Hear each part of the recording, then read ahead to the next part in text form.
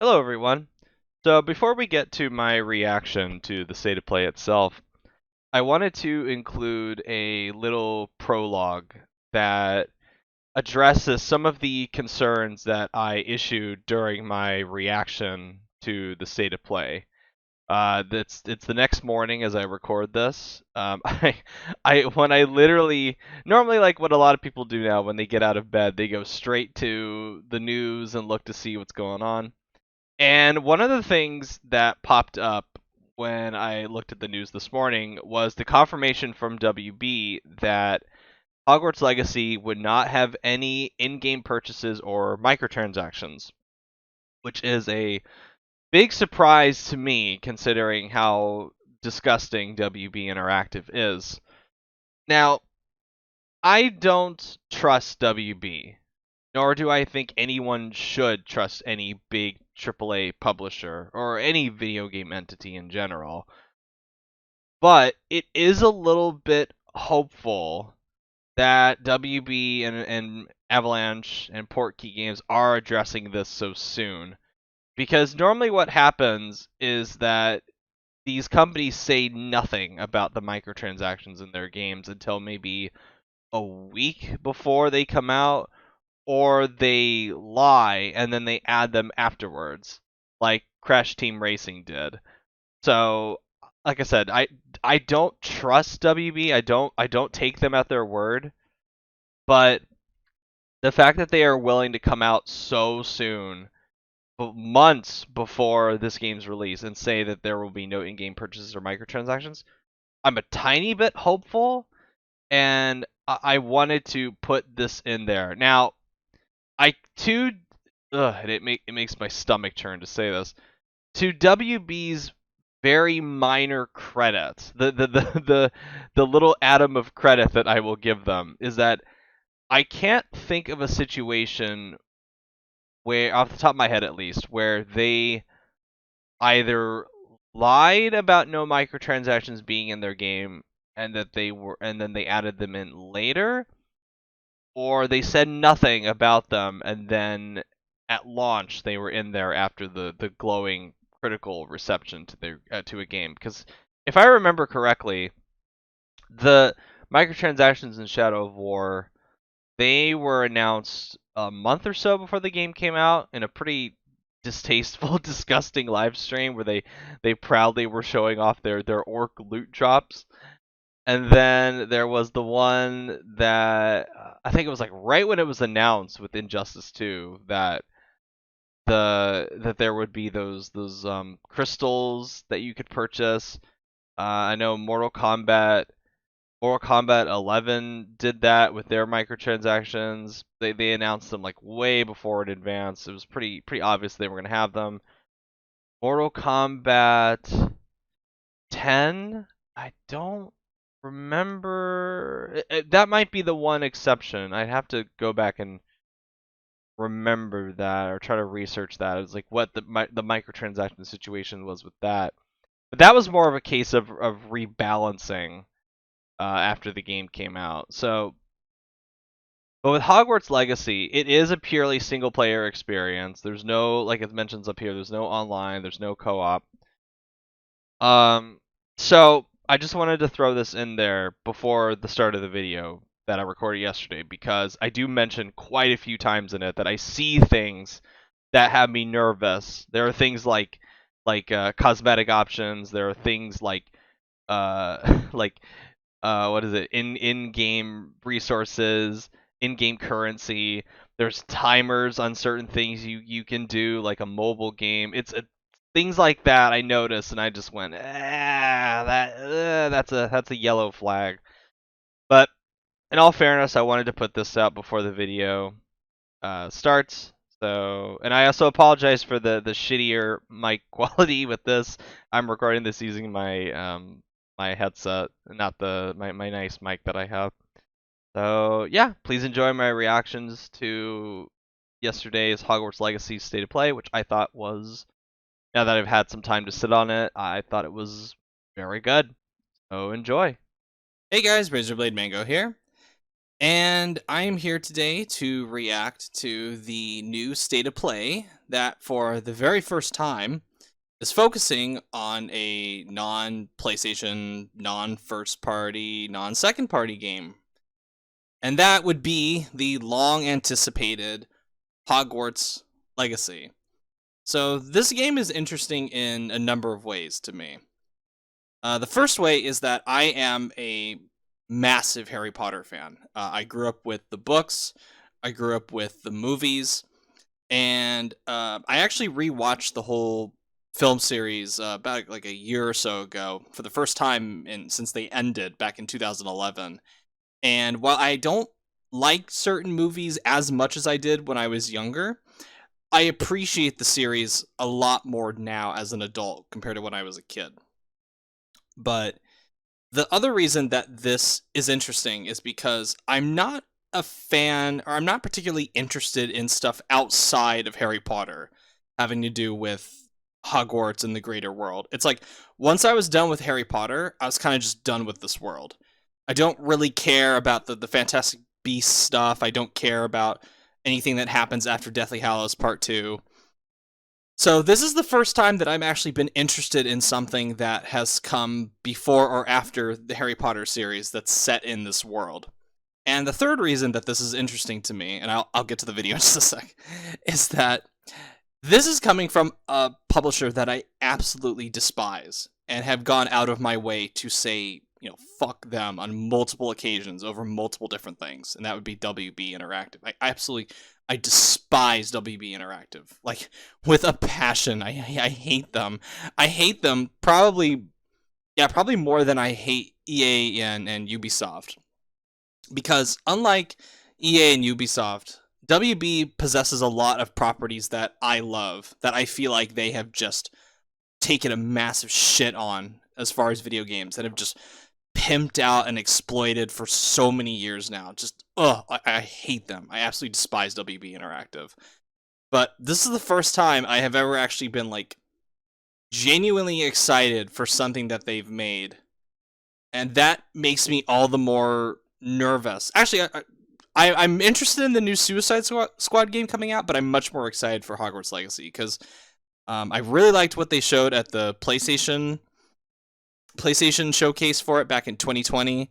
So I've been eagerly awaiting new footage, and we finally have it. And I will stop talking, and I'll watch this. And I haven't seen this yet. I've been indisposed all day, so I'm home. I'm in my PJs.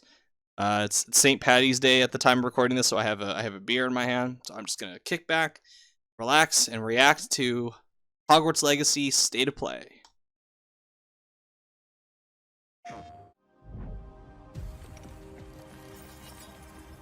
Maybe crank up the volume just a tiny bit more. Tiny bit.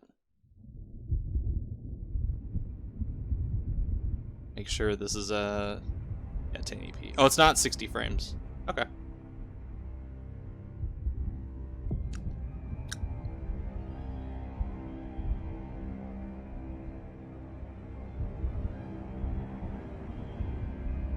My friend, who's also a big Harry Potter fan, said that he absolutely loved what they showed, so I'm really excited to see it.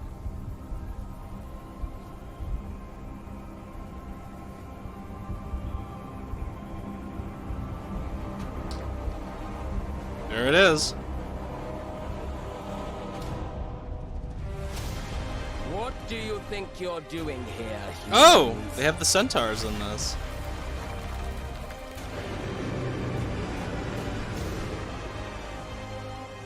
Maybe crank down the volume just a tiny bit. There we go. That sounds good. I don't want this overwhelming my voice. Welcome to Hogwarts Legacy. Wow. You're a new student at the famed School of Witchcraft and Wizardry, with a unique ability to manipulate powerful ancient magic hidden in the wizarding world.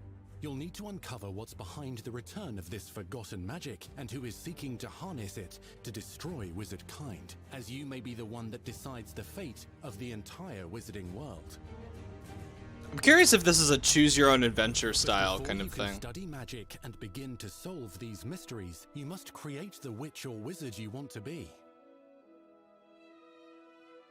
When you arrive at Hogwarts, you will be sorted into one of the 4 Hogwarts houses: Gryffindor, Hufflepuff, Ravenclaw, or Slytherin. After you settle into your dormitory, Wow. you will meet up with your housemates in the common room. You will then need to attend classes, and you do have some catching up to do. Oh, man. As you were starting Hogwarts late, as a 5th year. So you are the new student. You'll begin your studies. You don't start as a Defense first against year? the dark arts, Ah, damn. herbology, and potions Oh, classes, alright. to name a few. Ah, hello. Class, please welcome the newest rose in our garden. Shall we begin? Welcome to year 5 of charms. Now, this will be a crucial year in your education on the art of charm work, but I am confident that we will take hold with the passion and rigor requisite of such a challenge. The best way. The facial animation is a little weird, but I still love, you know, just the concept of this has me excited. Because I've dreamed of a Harry Potter game like this for many years. And this literally looks like what I've always wanted. Like duels and going to herbology and stuff like that. Like all that looks just so cool. Bad for a beginner. Potions is one of Can the you most actually challenging talk? and hazardous subjects taught at this Can your main character actually Here, you'll talk? meet your professors That's what I and wanna learn know. cast spells, grow magical plants, brew potions, and more. In between classes, you'll be able to explore the castle famous for its Wow! Look at how- enchantments and mysteries. God, that looks good. You'll discover dungeons and secret passageways. I can't remember if this was a next-gen exclusive or this is going to be cross-gen as well. Magical skill and I a clever think mind to cross-gen. solve. You may even find yourself in iconic locations Woo! you've never been able to explore before. Dobby! Where's Dobby? See Dobby. It's the late 1800s, so while the Oh, common that's rooms right. and classes may be Rooms. familiar, most of your professors will not be. However, you may recognize a few faces. All in good fun. Once Sir Patrick lets me join the Headless Hunt, I'll be right there with them. This offering is sure to win them over. Don't forget Oh, you can talk! Great! Awesome! You'll come to know this eclectic group of talented witches and wizards in class and while completing side assignments that are part of a special curriculum. Ones designed to help you catch up with the other 5th years at your own speed. Oh god, I'm going to platinum the shit out of this game. It feels Opportunities weird to for be adventure excited abound for a in the WB area game surrounding again. Hogwarts. The magical abilities you learn to master Still, through your schoolwork I'm- will soon become tested as you unravel a dangerous mystery by working alongside the accomplished and yet enigmatic Professor Fig to try and discover if the rumors of a mounting goblin rebellion hold any weight, and if the safety of Hogwarts lies in the balance. I have. Opinions differ as to how great a threat he really is. Interesting. Goblin Rebellion. Ranrock's loyalists are capable of so much more than people realize. The wizarding world of this era is fraught with dangers. Creatures corrupted by a magical force, powerful goblins, and sinister witches and wizards, all willing to fight, even kill, to achieve their own goals. It'd be better if this was at 60 In fact, frames, there's but an it still uneasy looks really alliance good. between the goblins and dark wizards. You said you could get to the child when they came to Hogsmeade.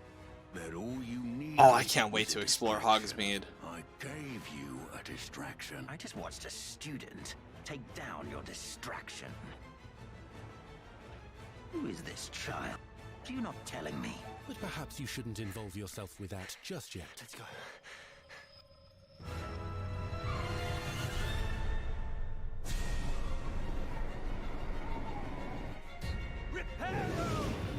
Hmm.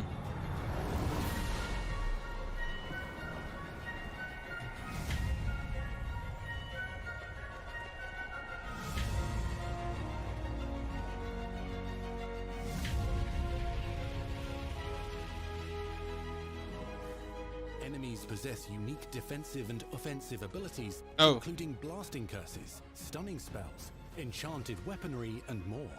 While some may attack directly, others might enchant and incapacitate you. Mastery of the shield charm allows you to deflect ranged spells and direct weapon strikes. Counterattack with powerful stunning charms, allowing you to follow up with extended spell combinations. That looks really fun.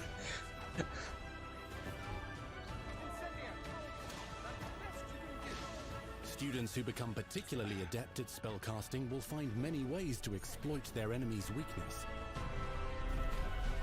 God, that looks so cool. Oh.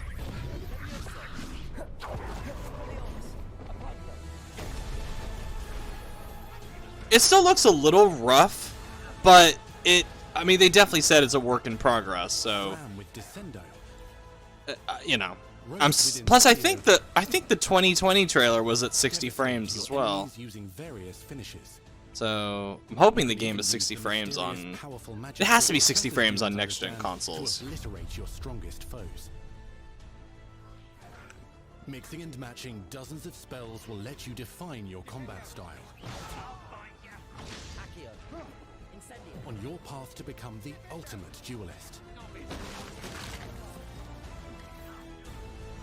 Wow. That... I mean, I keep like looking at this and I'm just like, wow, that looks like fun. Being able to duel like that. Perhaps you'd be good enough to blast each other to pieces on your own time. In addition to classes and spells, you'll have access to a deep set of upgrades, talents, and skills. Okay, that was that scared me. That looked like a card system for a second. Level up your abilities by choosing talents to upgrade your spells, plants, and potions to increase their power. Decide which talents best fit your playstyle to allow you to focus on your favorite types of magic. You can also loot, buy, or craft your own magical gear. Oh, increase your offensive and defensive capabilities in combat. I hear gear and I automatically just think microtransactions from WB. Oh, I can see it now in in-game shop where you can customize your appearance and your gear. Oh, I can just see it. Spells are not the only tools that That's the thing. I'm waiting for the I'm waiting for the catch that WB is going to throw out there. As a witch or wizard, brew potions that can increase your power when you need a boost. Grow and deploy magical. Because that's what's happened with all the games they've made that I've been interested in for the last few years. I'll get interested in them, and then they'll pull some absolutely horrific shit, and I'll lose all interest in it. Like, I still haven't played to this day Shadow of War. Because even though they've removed the microtransactions, like, the way they handled that just turned me off so much when that was coming out. The goal of today is to remind all of you how to maneuver on a broomstick safely. Learning and mastering broom flight is highly recommended so that you may travel around the world more quickly. I want you to do my herbology homework. You're despicable. Some abilities may be taught to you by students who become your friends. As you develop relationships with these schoolmates, they can accompany you on your journey as your companions. Oh, cool. And over time, you'll learn their stories. This is our chance. Natsai Onai is a brave adventurer driven by the justice she seeks. Poppy Sweeting has a kind heart and loves magical beasts, connecting with them more easily than with humans. What happens now? Unafraid of detention or breaking the rules, Sneaking in the restricted section again! is Sebastian Sallow, a charismatic Slytherin. We've been over this, boy. Fiddlefix cannot reverse a curse. With a troubling family secret. Nothing can. The sooner you accept that reality, the better. You'll meet these students and more as you explore common rooms, hallways between classes, and regular gathering areas.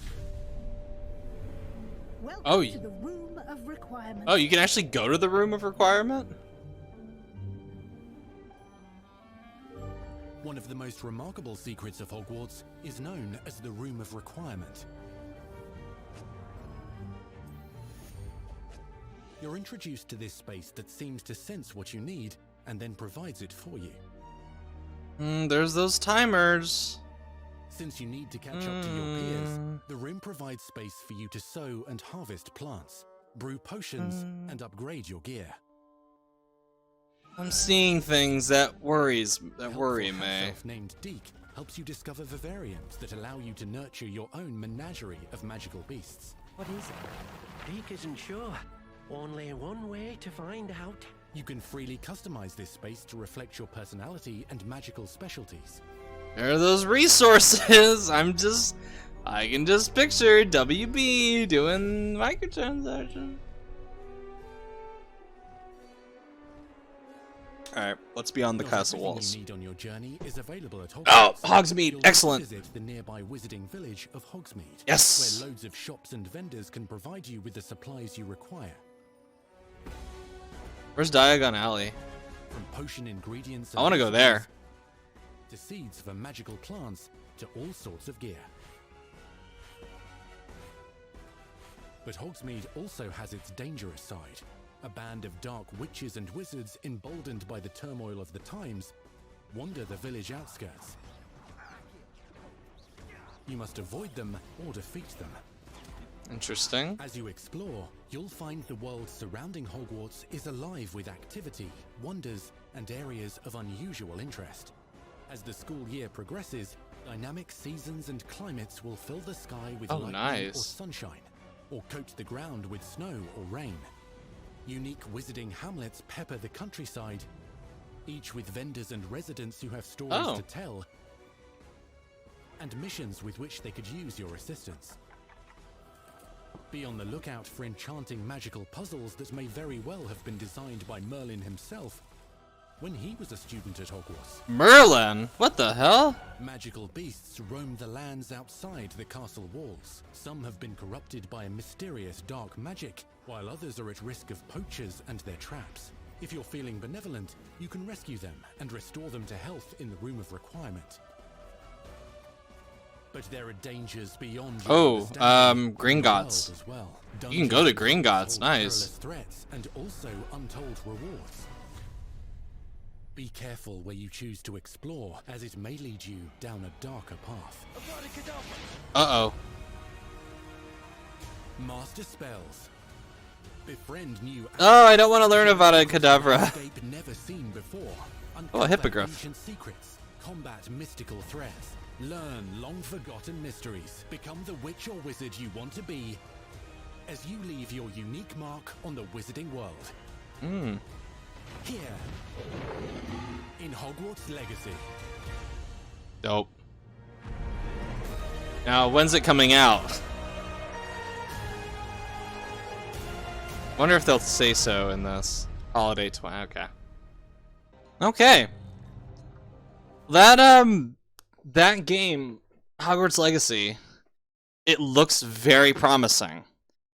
I love the details that are in it. I love the art design. I love the combat looks really fun.